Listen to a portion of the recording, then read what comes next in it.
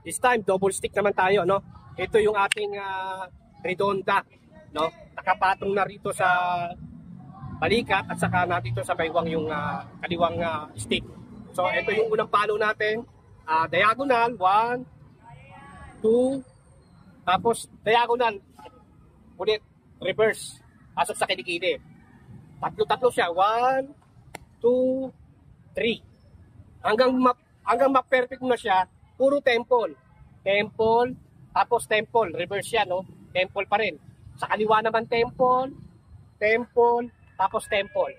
So, hanggang makuha mo na siya, 1, 2, 3, 1, 2, 3, 1, 2, 3, 1, 2, 3. Ayan. Tatlo sa kaliwa, papunta, tapos tatlo rin, pabalik sa kanan. So mag-umpisa ka lang ng dahan-dahan.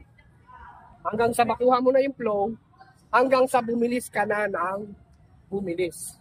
Okay? Sana po meron kayong natutunan dito sa ating mixing tutorial.